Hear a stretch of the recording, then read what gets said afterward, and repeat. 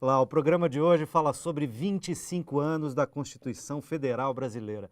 Participam desse debate ao vivo aqui comigo José Genuíno, deputado federal pelo PT de São Paulo, João Paulo Pessoa, advogado e mestre em Direito Constitucional pela PUC, que estava atrasado, acabou de chegar do trânsito, está aqui conosco, professor Roberto Romano, professor de Filosofia da Unicamp, que também vai ser colocado aqui à mesa conosco, e Edilson Ferreira da Silva, o Zé do Mato, diretor aposentado do Sindicato dos Metalúrgicos do ABC e que foi um ativista importante no período da feitura da Constituição de 88.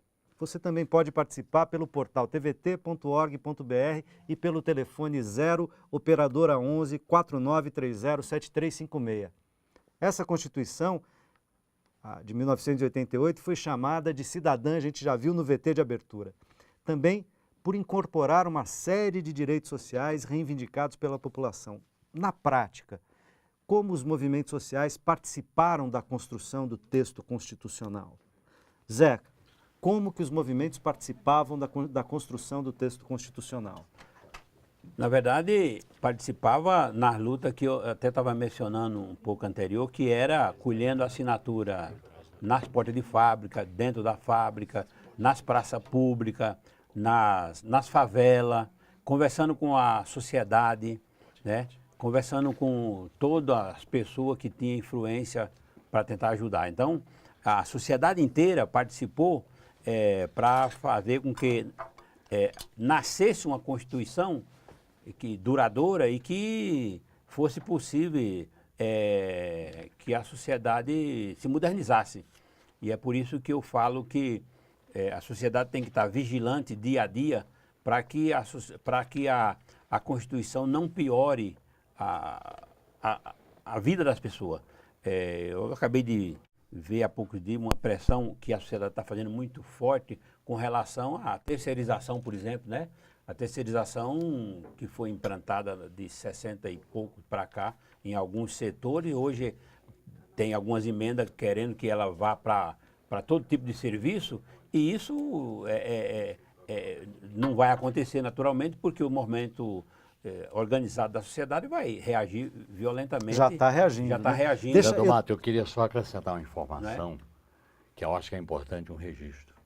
A Constituinte fez o primeiro programa de renda mínima da história do Brasil. Vocês sabem que antes da Constituição era fundo rural. O trabalhador rural ganhava 1/3 do salário mínimo. E foi a Constituinte que aprovou como base o salário mínimo. Foi o primeiro programa de renda mínima de inclusão social promovido pela Constituição. Normatizado no Brasil. Normatizado no Brasil, porque transformou os trabalhadores rurais do fundo rural em aposentados com um salário mínimo como piso e teto. É importante dentro desse movimento social que existia. Eu estou com a Ana Garcia ao telefone. Ana, você está me ouvindo ou não? Opa! Ok, então vou colocar os nossos dois outros convidados que chegaram agora, estavam no trânsito, é difícil chegar até aqui nesse horário, né? Eu peço desculpas e agradeço muito a presença. Professor Roberto Romano, falamos aqui durante o primeiro bloco sobre, Genuíno nos contou, como deputado constituinte que foi, o clima, a atmosfera e a construção do processo da Constituinte em 88. Eu queria ouvi-los também sobre a questão da participação social, mas também sobre as características dessa Constituição, né? Que faz uma inflexão e produz um marco importante para a história do Brasil, mas também recebe críticas, não é? Então, queria ouvi-lo. Professor Roberto Romano, bem-vindo pela presença. Obrigado. Bom, eu comemoro a Constituição de 88, acho que ela é, de fato, um marco, que ela tem ganhos importantíssimos do ponto de vista da democracia e da vida social, mas eu gostaria de ser um pouco de estraga-festa, porque eu acho que a origem dessa Constituição deveria ser, no meu entender, uma Assembleia Nacional Constituinte, né? Eu acho que pode se justificar de mil modos, em termos táticos, estratégicos, etc., mas era o momento, no meu entender, de consagrar a soberania popular, né? Então, esse é um ponto que, me parece, traz um certo gravame nessa Constituição. Professor Alberto, eu queria só concordar com o seu raciocínio e mostrar para o senhor. Você tem toda a razão. Houve um debate sobre a Assembleia Nacional Constituinte Soberana. Inclusive uma proposta de plebiscito. E foi rejeitado pelo Congresso Nacional e aprovou a tal emenda do presidente Sarney. Então, estou só dando a informação que fortalece o seu raciocínio. E eu sei que a sua atividade na Assembleia, no Congresso Constituinte foi fundamental. Foi com a OAB esse documento aqui, que era a Constituinte Soberana. Exatamente. Agora eu tenho a Ana Garcia ao telefone, é isso? Acho que não. Então, João Paulo, bem-vindo. Obrigado. Enfim, primeiro é uma honra participar dessa mesa com pessoas aí tão ilustres, né? Então, para mim é uma honra. A Constituinte realmente despertou, né? A sua forma de convocação é questionável, né?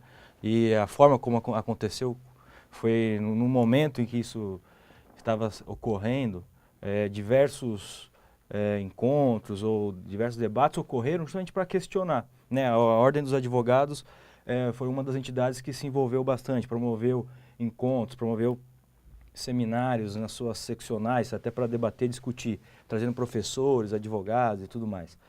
E isso ficou na história, ou seja, com a forma de convocação da Constituinte, realmente por uma emenda constitucional, né, vinculada à Constituição anterior, Constituição de 67, com a emenda de 69, ficou algo, né, um pouco pode se justificar uma Constituinte democrática que tem a sua origem numa Constituição autoritária, né?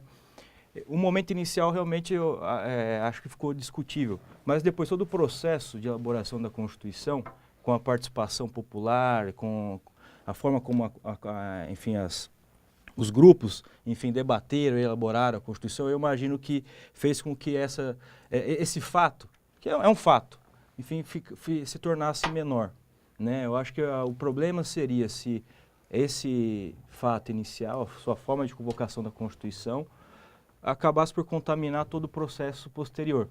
E eu tenho a impressão que isso não aconteceu. Cadê isso aqui, doutor? Regimento interno da Constituinte. Não, exatamente. Isso aqui foi uma grande negociação e é importante a gente registrar que a então bancada do PT, a esquerda do PMDB, o relator era o Fernando Henrique Cardoso. Ele relatou esse projeto de regimento interno. E esse projeto de regimento interno possibilitou as minorias. Exatamente. A presença. A presença lá no plenário. O que é interessante, o que é interessante da nossa Constituinte é que os grandes debates eles já se iniciaram no momento de elaborar o regimento interno. Então, ou seja, que país no mundo tem uma Assembleia Constituinte com quase 2 anos? Você sabe qual foi o grande impasse? Boa parte foi para discutir o regimento. Se os senadores biônicos deviam votar ou não. Por que isso foi um impasse? Porque eram biônicos? Eram, porque vinha da eleição do período ainda da exatamente do período da ditadura. Era garantia de sustentar o regime. Segundo, nós negamos o famoso projeto de Constituição da Comissão Afonso Arinos. Não tem projeto de Constituição prévio. Foi. Agora, Ana Garcia, vamos tentar pela última vez. Ana Garcia, você está comigo na linha? Estou sim. Então, por favor, pode fazer a sua alegria. Questão aos nossos convidados. Deputado, o senhor que tem uma história de vida tão importante como exemplo para os nossos jovens, o que o senhor acha de como estão as coisas a partir daquele período em que, por exemplo, essa Constituição foi feita?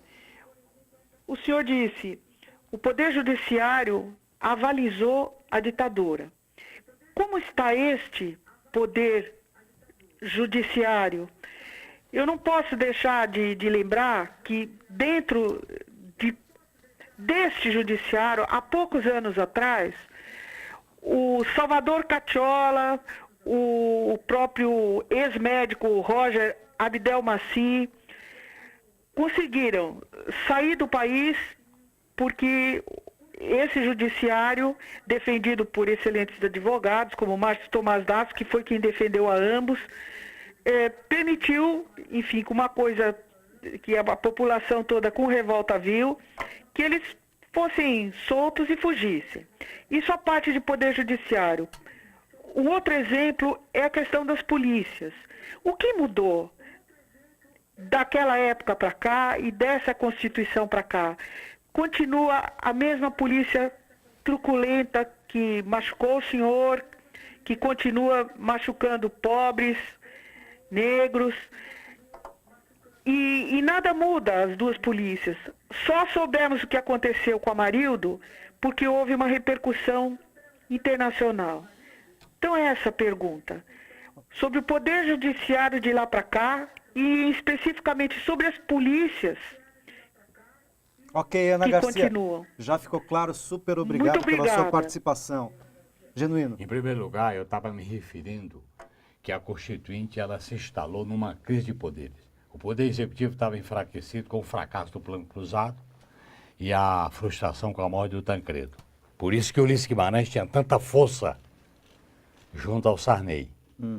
O Poder Judiciário vinha de uma experiência com a ditadura. Qual era o poder que poderia galvanizar aquela multidão das diretas, do colégio eleitoral, das greves? O Congresso Nacional. E eu acho que o Ulisses Guimarães, como presidente da Constituinte, teve um papel importante com todos os partidos, com a sociedade, para conduzir lá para dentro, para conduzir para o parlamento. E o parlamento foi o centro da política. Uma Constituição que ela é um documento processual. E é interessante as pessoas perceberem, teve muita batalha que ninguém ganhava. Ninguém tinha maioria. Por exemplo, comunicação. Nem a esquerda progressista, na aliança com Mário Covas, tinha maioria, nem a Aberta tinha maioria. Por isso que ficava para a lei. Na forma da lei. Na forma da lei. Um número de dispositivos remetendo à lei que Mas até isso hoje era não foram- produzir, era consequência da correlação de força no plano político. Entendeu? Então, esse processo político, por exemplo, o judiciário. Olha bem como é que são as coisas. O Plínio Arruda Sampaio foi o relator e defendeu o Conselho Nacional de Justiça. Perdemos. Forças Armadas e Polícia. Nós perdemos, mas avançamos em dizer que para eles fazerem qualquer intervenção tem que ter autorização dos poderes constituídos. Reforma agrária, avançamos na função social da propriedade, mas a gente queria o Estatuto da Terra. Está entendendo? Eu estou mostrando que a Constituinte foi um processo político de enfrentamento e de negociação. Não foi perfeito, teve muitos problemas, mas foi a melhor experiência política que se viu naquele período. E que não está perfeito, né? Não, E que precisa melhorar. vai melhorando. Então, quando sem negar a Constituição. sem negar. Quando a pergunta da moça com relação à polícia, a gente verifica que a ação da polícia não tem muita diferença, aliás, não tem diferença da ditadura com relação ao tratamento aos movimentos sociais. Só que eles vão lá também coberto por judiciário, né? Eles vão coberto pelo judiciário. Então, ele não pode ir sozinho, ele não pode ser uma ordem mais de quartel. Antigamente era uma ordem de quartel, na ditadura era uma ordem de quartel. Agora não, eles cumprem ordem judicial. Se o judicial tem problema, eles vão lá cumprir uma ordem, né? Nós não estamos falando que está pronto, que está resolvido. É preciso modernizar mais. É preciso pensar a Constituição como um processo Um permanente. processo. Nós esperamos que um dia o povo não tenha medo da polícia, tenha respeito pela polícia. Hoje o povo tem medo da polícia. Eu preciso fazer mais um rápido intervalo e a gente já volta.